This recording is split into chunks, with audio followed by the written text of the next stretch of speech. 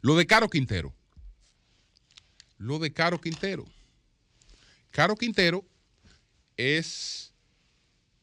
era el hombre más buscado por la DEA de Estados Unidos.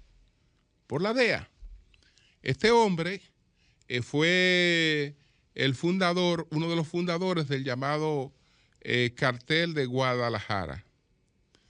Él mismo era un gran cultivador de marihuana, pero también ellos iniciaron distribución masiva de cocaína en los Estados Unidos. Y este hombre llegó a acumular un poder de tal naturaleza que ese poder lo perdió. Ese poder lo perdió a sí mismo, porque dicen que, bueno, los dioses, cuando quieren destruir a un hombre, lo ciegan y lo enloquecen. Pero usted sabe con qué lo ciegan y lo enloquecen: con poder. Con poder. Lo ciegan y lo enloquecen con poder. Toma todo este poder. Y entonces, en esa soberbia, la gente no hace cálculos. No hace cálculos. Desde luego que él está en un negocio, si se le puede llamar así, arriesgado, porque es la cárcel o la vida la que está en juego constantemente. Pero si además de eso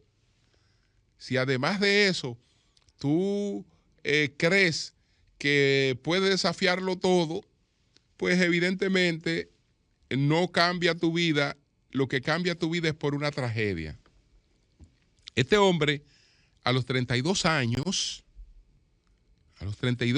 con todo ese poder y controlando autoridades, controlando una serie de cosas, hay un agente de la DEA,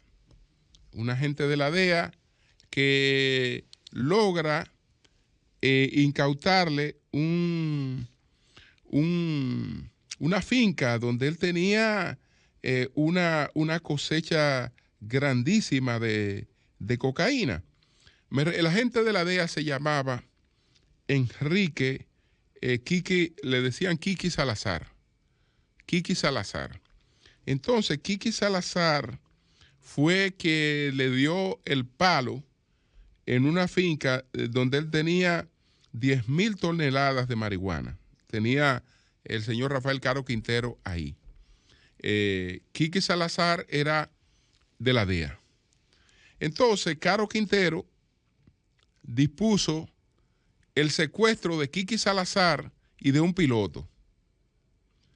Lo sometieron a torturas espantosas y lo descuartizaron. Eso fue en el año de 1985. Rafael Caro Quintero tenía como 32 años cuando ocurrió ese hecho. Ya usted sabe lo que representó esto, porque varió totalmente la política entre Estados Unidos y México frente a la confrontación con el narcotráfico, y desde entonces la DEA se trazó la meta y Estados Unidos se trazó la meta de que Caro Quintero tenía que pagar caro eso. Esto no es tanto combate a las drogas.